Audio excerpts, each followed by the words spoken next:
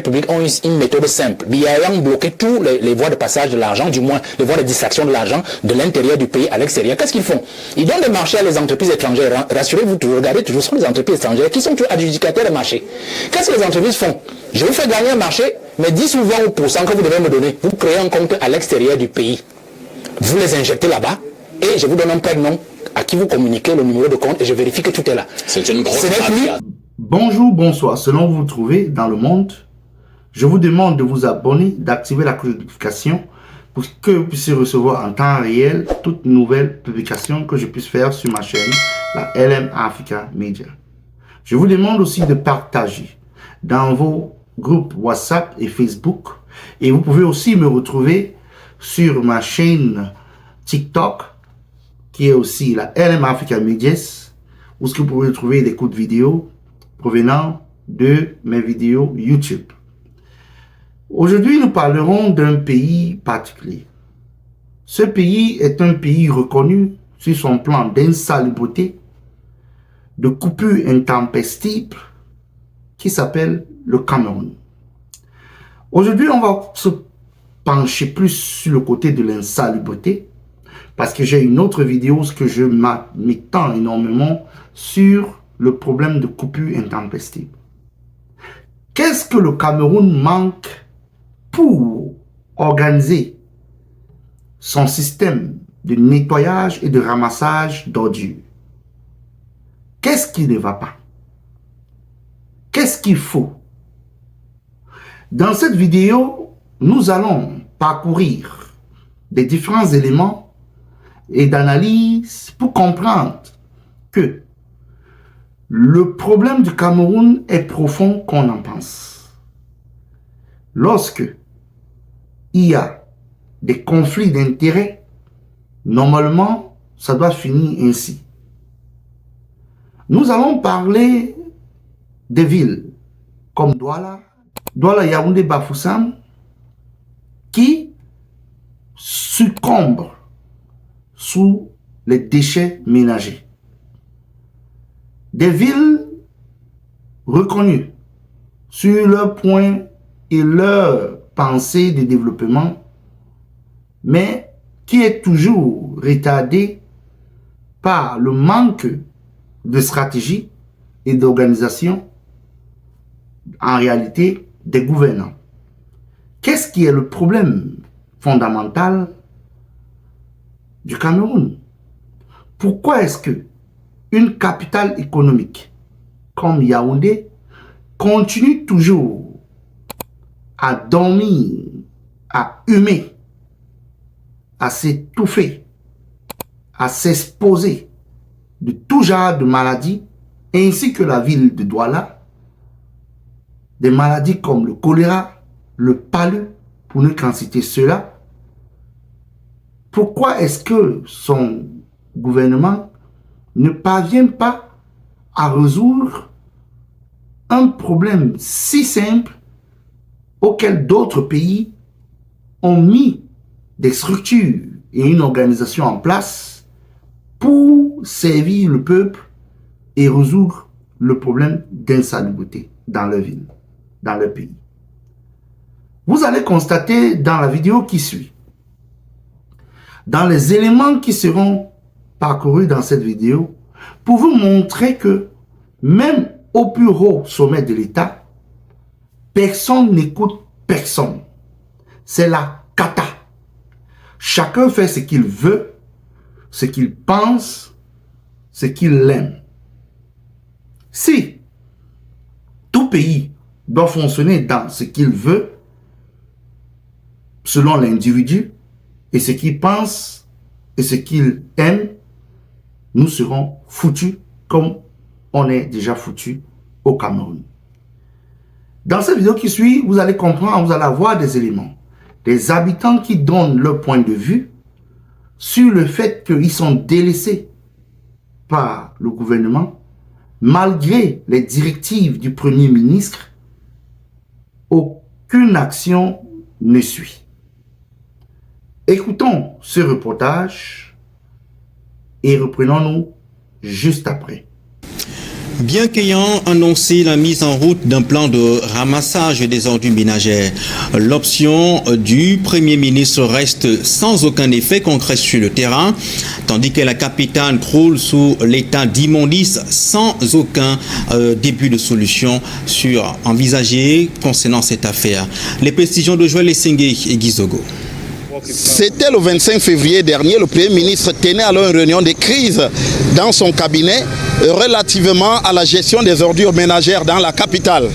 Pourtant, plus de 2 semaines plus tard, la situation n'a pas changé et ici, nous nous trouvons au marché Nsam et vous voyez derrière moi, la chaussée est déjà envahie par les ordures ménagères et les véhicules doivent d'ailleurs slalomer pour se trouver du chemin.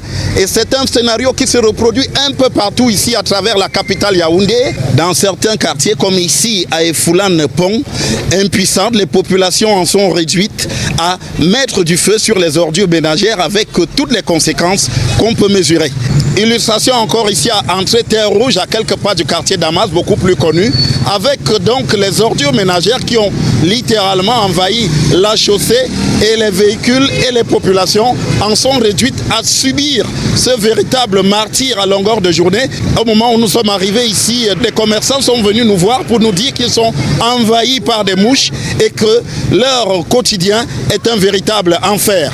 Pourtant, lors de cette réunion récemment du Premier ministre, les ministres des Finances et du Développement urbain avaient été associés, ce qui laissait penser que les choses iraient plus rapidement, mais là, manifestement, ce n'est pas le cas.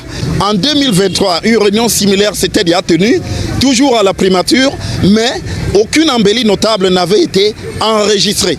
Pour donner le change, le gouvernement, ou du moins la mairie de la ville, a commencé par ramasser les ordures, mais sans jamais achever ce travail. On voit donc ci et là des ordures ramassées, mais d'autres encore bien en place, avec des tas qui continuent donc à dégager des odeurs pestilentielles à travers les nombreux quartiers de la capitale. Il faut donc crouler sous les ordures dans un véritable enfer qui envahit les Camerounais au quotidien et qui est surtout une honte pour une capitale du rang de Yaoundé au XXIe siècle. Dans les rues de la capitale Yaoundé, envahie littéralement par les ordures ménagères et les odeurs nauséabondes pour Equinox Télévision, Joël Essenge. 2 semaines après la réunion de crise tenue par le Premier ministre face à la prolifération des déchets, la situation s'empire, défiant les promesses d'assainissement. Nous voici à Halad devant l'entrée fastueuse d'une résidence sénatoriale. Ironie du sort. Ici, la population suffoque sous un tapis d'ordures.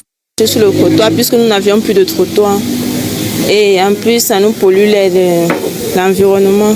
On ne se sent pas du coup à l'aise. Parce qu'avec les poubelles, là, vraiment, ça nous rend vraiment malades. Les mauvaises odeurs, vraiment, on ne s'en sort pas, vraiment, ça nous dépasse.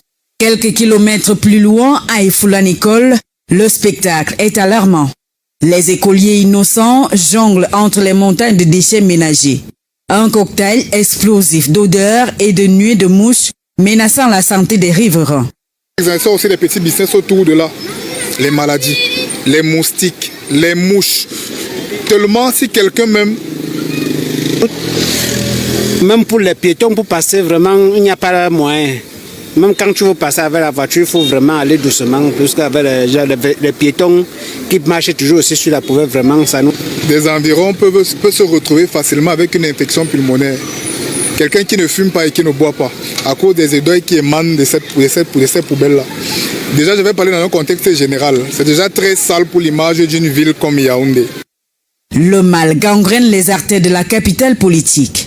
Et comme si cela ne suffisait pas, les nids de poules lacèrent le bitume, transformant chaque trajet en un slalom infernal.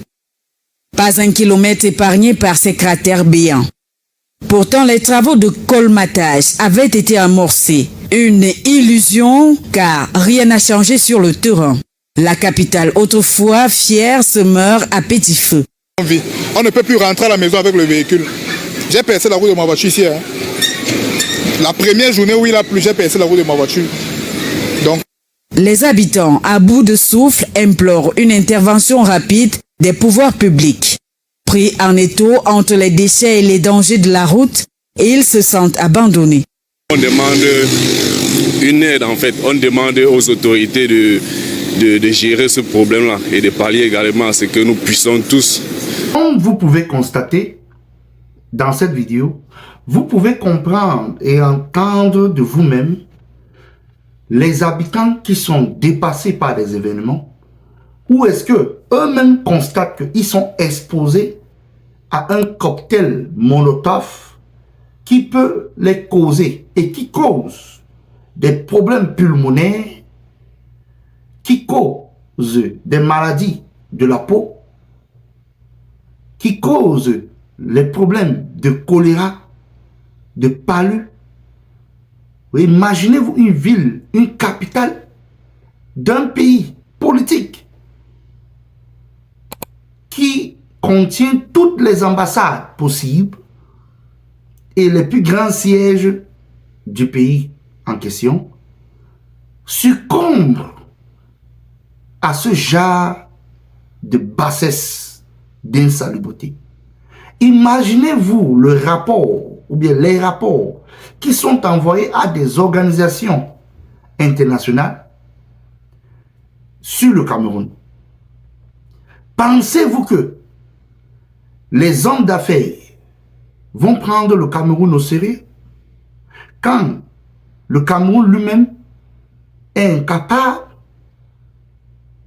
de subvenir à son propre problème d'insalubrité? Le minimum qu'on peut donner à son peuple, vous-même, regardez cela. Quelle honte. Le Premier ministre, le super maire, les maires d'arrondissement en question sont 2 à 3 personnes dont ils ne s'entendent même pas. Le Premier ministre donne les directives. Le reste en bas là, c'est comme si il parlait. Quand le Premier ministre parlait, ça entrait de l'autre côté de l'oreille, ça sortait dans l'autre côté. Vous-même, quand on a ce genre de pays où il y a un manque d'organisation, où les habitants sont exposés à des problèmes de santé futurs, vous pensez vous-même que comment un pays pareil peut produire? Comment un pays pareil peut être cohérent sur ses idées? Parce que voilà ce genre de problème. Où est les leaders de la société civile? On parle seulement de poubelles. L'électricité, c'est la cata. L'électricité, c'est comme si les responsables de l'électricité là-bas, ils coupent seulement la lumière selon leurs humeurs avec leurs ex dans ces quartiers. Donc c'est comme si, quand il réfléchit, il se lève le matin, il pense à son ex qui a cassé la tête, qui l'a barré, il coupe seulement. Hein. Vous pouvez passer des jours, et il y a même des villages, des endroits au Cameroun qui font des semaines sans voir la couleur de la lumière.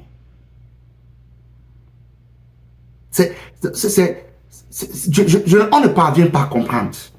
En plein 21e siècle, c'est gravissime, c'est déplorable, c'est pitoyable et c'est insultant pour un peuple comme le peuple camerounais.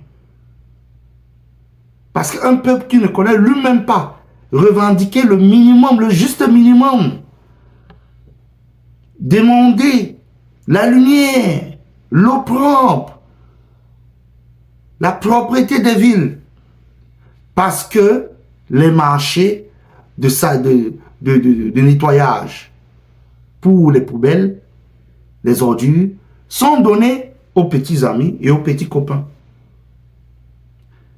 Et pour cela, j'aimerais que vous écoutiez d'abord cette section de reportage où on interviewe le directeur chargé de la propriété du Sénégal, qui a été interviewé à travers un appel téléphonique par la chaîne pour ne pas les citer, Equinox, qui explique comment le Sénégal a mis en place un système bien coordonné qui les permet de rendre le Sénégal comme l'un des pays les plus propres d'Afrique. Parce que d'une part, ça dépend aussi de la vision politique de ces leaders. Ils ont eu de nouveaux leaders. Même à l'époque de Macky Sall, c'était la même chose. Le Sénégal était propre. Les Diomaye Faye, les Sanko sont venus dans une continuité de ce modèle et d'améliorer, ont rendu le Sénégal bien propre et sont en train d'investir dans le domaine énergétique et le domaine des transports. J'aimerais qu'on écoute cet entretien et on se reprend juste après. Yaoundé, Douala, Dakar, Abidjan, le contraste est saisissant. Les capitales politiques et économiques du Cameroun présentent un visage des plus hideux, avec des tas d'immondices qui jonchent leurs artères. Là où les pouvoirs publics ont échoué, les autres ont réussi. Et c'est pas sorcier. Cas pratique, à Dakar et dans d'autres régions du pays, l'État a pris à bras le corps la question de la collecte et du ramassage des ordures ménagères. L'État du Sénégal a mis en place une société nationale. Cette société aujourd'hui est chargée de gérer la gestion des ordures à Dakar et au niveau des capitales régionales. Ce qui fait qu'aujourd'hui, il y a un schéma d'organisation qui a été mis en place, un système de collecte depuis presque quelques années, un système assez performant qui permet non seulement aux populations de ne pas cohabiter avec la saleté, mais aussi permettre aux acteurs de tirer leur épingle du jeu. Secteur à haute intensité de main-d'œuvre, la collecte des ordures au Sénégal mobilise autour de la Sonaget, la Société nationale de gestion des déchets, 17 000 agents d'entretien à travers le pays. De manière pratique, sur le terrain, partout où vous allez à Dakar et au niveau des régions, il y a des bacs aujourd'hui qui sont déposés au niveau des artères, des grandes artères et des artères secondaires. Sans compter aussi, nous avons mis en place un dispositif, c'est-à-dire avec les points de regroupement normalisés, les points propreté. Et ce sont ces enclos qui nous permettent en tout cas de mieux gérer les ordures, surtout de par le tri sélectif en amont et en aval. Et tout le monde sait que le nettoiement est une compétence transférée au niveau des collectivités territoriales. Ainsi, quotidiennement, ce sont 3 000 à 4 000 tonnes d'ordures collectées. Si les villes du Sénégal affichent fière allure, c'est aussi et surtout grâce à une volonté affichée et affirmée des régimes qui se succèdent au sommet de l'État. Les ordures de Dakar doivent être gérées par les Dakarois. Les ordures des Sénégalais doivent être gérées par les Sénégalais. Les ordures des Camerounais doivent être gérées par les Camerounais. Mais aussi qu'il y ait une volonté politique affichée de la part de nos autorités, de la part de nos gouvernants pour accompagner le processus. Puisque ici au Sénégal, la chance que nous avons, c'est que c'est l'État qui a créé cette société nationale préfinancée par l'État du Sénégal. Aujourd'hui, il y a une motivation supplémentaire des agents avec les mécanismes qui sont mis en place, avec des dirigeants qui sont à la hauteur de la mission. Les populations, pour leur part, jouent leur partition en veillant à une meilleure collaboration entre elles, le gouvernement et la Sonaget. Même son de cloche en Côte d'Ivoire. Le district d'Abidjan, par exemple, a mis sur pied un système de collecte d'ordures ménagères qui consiste au déploiement des femmes et des hommes dans les artères de la ville qui se chargent de ramasser les ordures. Dans les quartiers dits résidentiels, des arrangements sont faits entre des sociétés et des jeunes qui vont dans les résidences collecter des déchets ménagers. Les différentes formules marchent plutôt bien, à voir la propreté des alentours des immeubles et des rues. Comme vous avez écouté cet entretien, ce directeur est clair. Le Sénégal a mis en place une organisation. Ils ont mis des structures de ramassage et ils ont mis ce qu'on appelle dans un truc, un processus, un système de triage, parce que ces ordures peuvent être utilisées pour d'autres fins. Par exemple, les bouteilles cassables comme plastique peuvent être recyclées pour d'autres milieux d'industrie, pour le quotidien des citoyens. Par exemple, les ordures peuvent être utilisées pour un système de biomasse, pour produire le gaz, l'électricité, dans des résidences. Vous voyez comment un pays se met en place. Parce que d'une part, ils ont des leaders visionnaires pour leur peuple. Ils travaillent pour leur peuple. Mais au Cameroun, tout genre de projet, c'est un serpent de mer. Ça ne finit jamais. Ça ne finit jamais.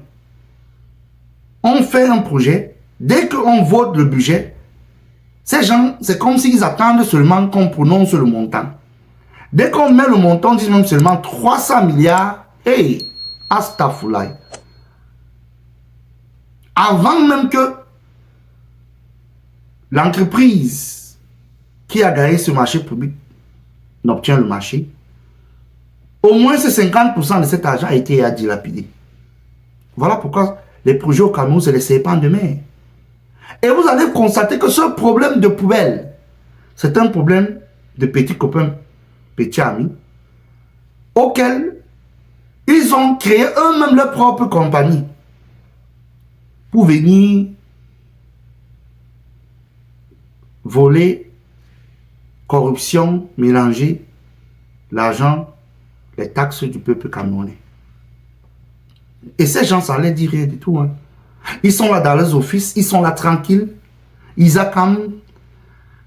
On a même privatisé une partie de la société. Ils sont là, tranquilles. Ça ne les dérange pas. C'est exactement ça. Parce qu'ils risquent même de vous dire que le gouvernement les doit de l'argent. Un peu comme Eneo, que le gouvernement doit près de 240 milliards. Regardez ça. Voilà pourquoi les Camerounais subissent des coupures. Et Eneo même, comme j'ai eu à dire dans une de mes vidéos précédentes, est en voie d'être vendu, nationalisé. On espère que quand ça sera, si c'est nationalisé, ça ne sera pas encore la cata plus. Donc j'aimerais qu'on écoute Valère Bessala et on se reprend juste après. Donc, quand vous parlez des poubelles, je veux bien penser que ce n'est pas un signe de ce dont je parle, mais je veux juste annoncer que ça pourrait être l'un des signes, puisqu'en fait nous avons eu aussi d'autres signes avant, c'est-à-dire les éboulements de la falaise de Tchang, nous avons eu des accidents sur la route Maniaï depuis 2016 et tout ça, donc jusqu'à aujourd'hui nous avons des événements et des événements et des événements qui s'en suivent. Et puis il y a aussi une logique dans la mystique même de l'administration, la mystique même de la direction des hommes. Quand votre étoile arrive à la fin de son service, généralement, tout se bloque. Il faut faire très attention. C'est-à-dire, quand le moment est venu pour vous de partir ou de passer à autre chose, tout se bloque, rien ne marche plus généralement. Vous avez des blocages partout. Il faut changer de couloir, il faut changer d'activité, il faut évoluer. Comprenez? Et pour la direction d'un pays, généralement, c'est cela. Vous savez, un chef d'État, c'est comme un père de famille. C'est-à-dire qu'à un moment, il a travaillé, il se fatigue. Et parfois, ses enfants ont aussi grandi. Ils ne l'écoutent plus parce qu'ils estiment que papa, il a atteint un certain âge. Il ne peut plus comprendre les réalités de notre monde à nous, de notre génération à nous. Et donc, parfois, il y a cette opposition entre le père et ses enfants. Les enfants qui veulent absolument que peut-être ils se mettent de côté pour leur permettre de faire avancer la famille pour d'autres horizons. Non, je suis dans votre explication pour que vous compreniez. Vous comprenez? Donc, je le dis donc sur les poubelles pour dire que les poubelles sont un signe de ce que le président est déjà aussi arrivé au bout du rouleau concret. Il faut dire qu'en fait, le Cameroun n'a pas un problème de poubelle. Ah bon? Il n'a pas un problème de poubelle. Le Cameroun a juste un problème de gestion de la propreté. Oui. La gestion de la propreté. Je crois que c'est ça que vous voulez, parce que vous posez la question, c'est la gestion de la propreté. Nous avons un problème de nuisance olfactive, c'est-à-dire des mauvaises odeurs, des exhalaisons des poubelles qui ennuient ou dérangent le petit citoyen. Nous avons des problèmes d'embarras sur la voie publique. Ce que vous avez dit, les voitures n'arrivent pas à passer, et ainsi de suite. Mais le problème de fond, c'est la gestion de la propreté. Comment nous gérons la propreté? Nous sommes dans une situation de chantage, monsieur ici. Les poubelles que vous voyez ne sont rien d'autre que le résultat du chantage. Qui fait du chantage? Que justement ceux qui sont en charge de la gestion des poubelles, de la gestion de la propreté dans les villes, sont en train de faire au gouvernement parce qu'ils veulent de l'argent. La question des poubelles se pose autant que la question des routes dans la ville de Yaoundé. Voilà dont vous vous souvenez, qui a défrayé la chronique il y a 6 ou 7 mois. On a le Premier ministre a convoqué le ministre de la Ville, qui a été d'ailleurs réfractaire aux instructions du Premier ministre. Et ensuite, le Premier ministre a été obligé de céder à ce qu'il voulait, c'est-à-dire les maires et le ministre de la Ville se sont entendus pour que le président débloque près de 50 milliards de francs CFA pour qu'on refasse les routes. Et ce que je sais que vous le savez, mais beaucoup de Camerounais ne savent pas, c'est que cet argent est passé dans les poches de la belle famille, de ces ministères. C'est-à-dire que la société Razel a récupéré ce marché et elle n'a pas accompli le travail qui devait être fait de manière excellente dans les villes. Je vous prends le cas, descendez ici. Vous êtes ici à Efoulan. Ici à Efoulan-Lac, la petite montée là, juste après Efoulan-Lac, vous savez qu'on a retravaillé cette route. On l'a retravaillé après que le président ait demandé le déblocage de cet argent. Regardez ce que Razel a fait. Cette petite route là, la montée Efoulan-Lac là, juste Efoulan-Lac là, avant d'arriver à Carrefour, quoi là, vous appelez comment là? Carrefour Olympique. Carrefour Olympique. Dégradé. 6 mois après. C'est Razel qui a gagné ce marché. Reprenez la même route à partir du Carrefour Vogt, en descendant vers le titre foncier du MINDEF, le 3649, c'est-à-dire en contrebas. Razel a travaillé dessus. La route est déjà gondolinée. Parce que l'argent est passé dans la belle famille de ce ministère. Voilà ce qui se passe. Je peux vous citer des routes qui ont été refaites avec cet argent-là, qui n'ont pas été refaites dans les règles de l'art. Donc on est dans la même logique avec les poubelles. Pour les poubelles, monsieur on a commencé par vous dire quelque chose, mais je comprends qu'il n'a pas voulu aller au fond de l'affaire. Isaac a un problème d'abord, et d'ailleurs c'est le problème général de la gestion de la propriété, c'est la centralisation de l'enlèvement des ordures. C'est la centralisation. On a géré sur la centralisation sur une entreprise dont on ne sait même pas exactement quel est le niveau d'appréhension ou le niveau d'appropriation de l'État ou de mainmise de l'État. Prenez par exemple celui qui était là avant. Vous savez qu'ils ont fait un jeu à Isakam. Ils ont fait un jeu à Isakam. Le monsieur qui était directeur général d'Isakam, il est passé PCA. Et celui qui était chargé de la gestion de l'argent est passé directeur général.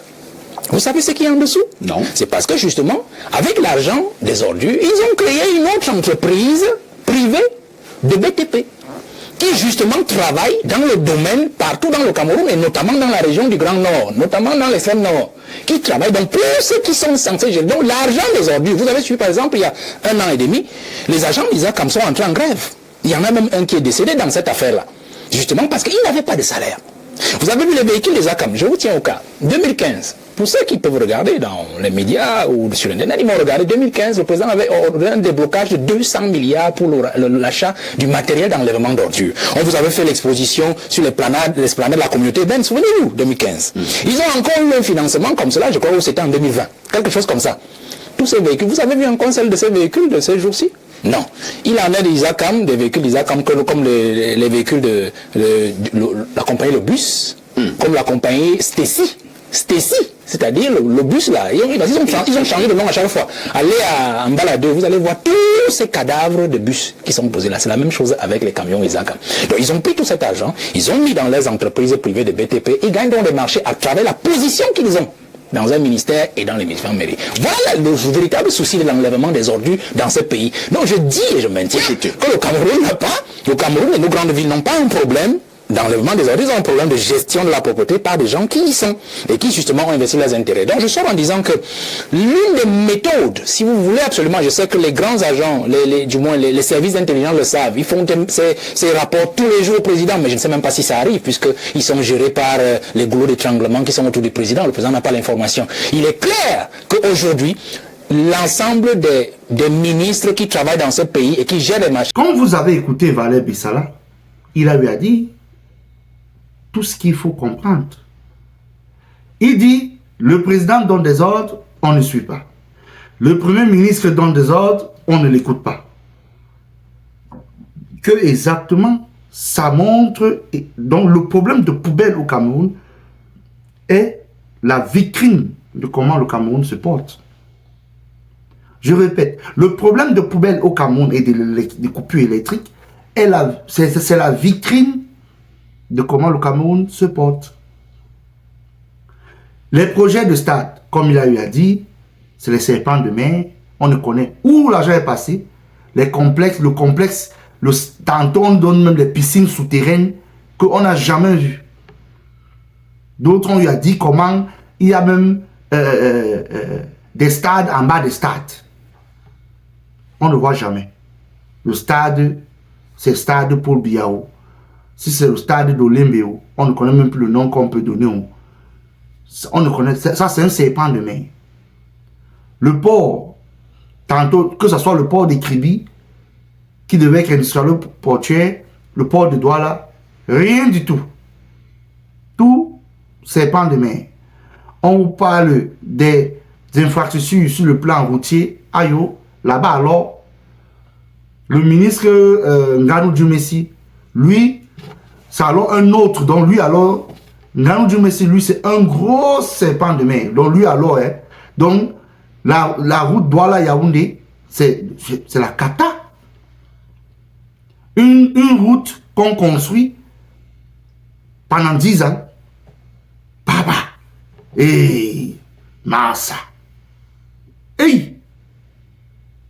10 ans pour construire une route de moins de, je sais pas, moins de 250 km. 10 ans. Et on continue à construire ça jusqu'à maintenant. Ce n'est pas fini. Ouais. Non. Le pays là, il y a des phénomènes. On n'a que des phénomènes dans ce pays, mon frère. On n'a que des phénomènes, donc des légendes. Donc les gars que l'argent, ils en valent seulement l'argent là. On ne comprend pas. Vous faites même quoi avec l'argent là que vous voulez même? L'argent vous a fait quoi même? Oh! Vous voulez 1 milliard. 1 milliard même seulement. Vous connaissez combien de temps ça peut... 1 milliard peut te nourrir pendant combien de temps? Comme un opposant avait dit, 1 milliard peut te nourrir pendant combien de temps? Pendant plus d'un demi-siècle. C'est beaucoup si tu gères bien.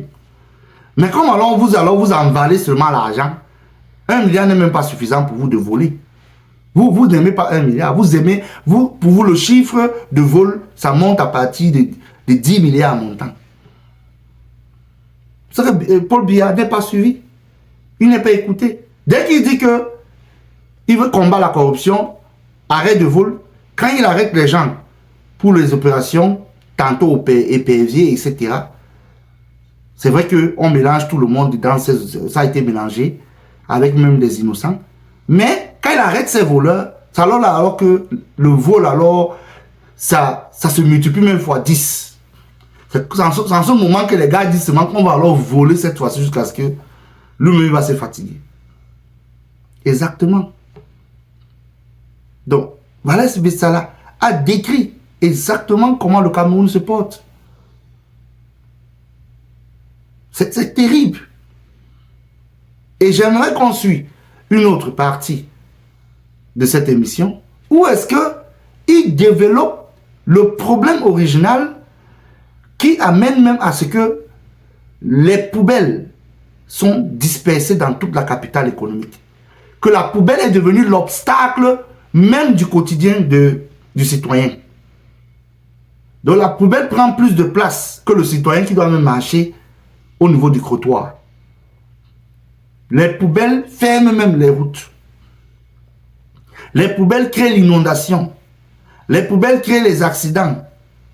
Donc, vous voyez comment la poubelle est devenue la star de tout un pays. Les ordures ménagères, un peu de partout. Les puanteurs. Les moustiques, les mouches, les maladies que ça distribue aux Camerounais. Ces gens s'en foutent.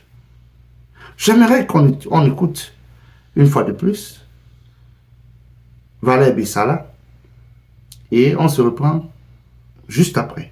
Les publics ont une méthode simple. Biayang bloqué tous les voies de passage de l'argent, du moins les voies de distraction de l'argent de l'intérieur du pays à l'extérieur. Qu'est-ce qu'ils font?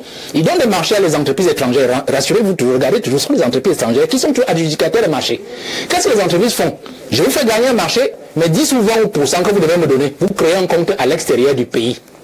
Vous les injectez là-bas et je vous donne un prénom à qui vous communiquez le numéro de compte et je vérifie que tout est là. C'est une grosse mafia. C'est une grosse mafia. Ce n'est donc plus le cas pour eux de vous donner les 10% ici au Cameroun parce que vous aurez des difficultés à faire sortir cet argent ou à le garder. Voilà les véritables problématiques aujourd'hui du blanchiment d'argent, des détournements, de la grande corruption dans ce pays. Donc quand vous parlez des ordures, c'est cela qu'il faut voir. Vous savez, par exemple, je vous dis, les entreprises, pour terminer, les entreprises de BTP, les entreprises de BTP qui gèrent justement dans ce domaine-là, est-ce que vous savez ce qu'elles font désormais? Non. Parfois. Comme vous venez d'écouter Valère Bissala, vous-même pouvez constater que c'est un problème de gestion de finances. Vous constatez le ping-pong, il a expliqué. Donc, c'est ça que j'aime écouter beaucoup ce monsieur, parce qu'il a des développements vraiment détaillés, précis, concis, et il vous donne des éléments. Comment une entreprise, le PCA, c'est comme si c'est le ping-pong, c'est comme si c'est une famille. Le PCA devient directeur, le directeur devient PCA. Donc les gars se changent les postes comme ça là. Pam, pam, pam, pam, pam, pam. Ils prennent l'argent des Camerounais, ils bouffent, ils mangent, ils s'empiffent et ils sont tranquilles, ils dorment chez eux. Donc Tom Valère Bissala vient de dire que le président a débloqué 200 milliards. Les bonhommes ont pris les 200 milliards pour aller créer leur propre entreprise avec le matériel du gouvernement. Waka, oh, le pays là. Non, c'est des phénomènes qu'on a dans ce pays. Non, des phénomènes. Donc, le gouvernement vous remet 200 milliards. Vous prenez les 200 milliards du gouvernement, l'argent des impôts des Camerounais, la souffrance des Camerounais. Vous prenez ça, vous partez créer votre propre entreprise de ramassage d'ordures. Et en même temps, vous échangez, vous inter-échangez les postes. L'autre qui de PCA à directeur, l'autre qui de directeur à PCA, et vous partagez le gâteau. Et les Camerounais sont là, ils succombent dans l'insalubrité, les poubelles un peu de partout, les odeurs, un molotov cause des problèmes pulmonaires et aussi cardiaque.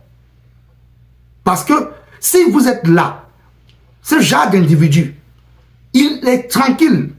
Vous allez constater, ils sont là un peu de partout, hein, ils voyagent tranquillement, ils enjoy, ils ont des petits amis, petits copains, ils boivent du bon champagne, ils boivent du bon whisky, du Rémy Martins, des whisky de marque, du Dom Pérignon, toutes ces choses. Ils boivent du bon vin, du bon champagne.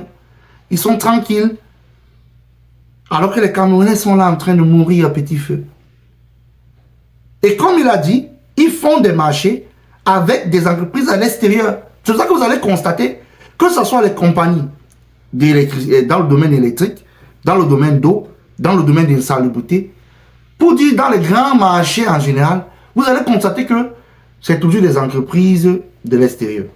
Soit françaises, soit italiennes, soit turques, etc., etc., etc. Et ils ont déjà fait le deal à l'avance. Donc tout ce qu'on vous présente devant les caméras, c'est de la poudre de perlimpinpin. Les gars ont déjà fait le deal. Comment? Tu viens prendre le marché, vous me transférez mes 10% ou 20% dans le compte offshore, dans un prête-nom, et boum, faites ce que vous voulez, je m'en fous. Exactement. Ces gens n'ont rien à foutre des Camerounais. Ils n'ont rien à foutre. Paul Biya lui-même sera comptable. L'empereur, parce que moi, il n'appelle même plus Paul Biya que le... C'est l'empereur, hein, papa. Tu es l'empereur.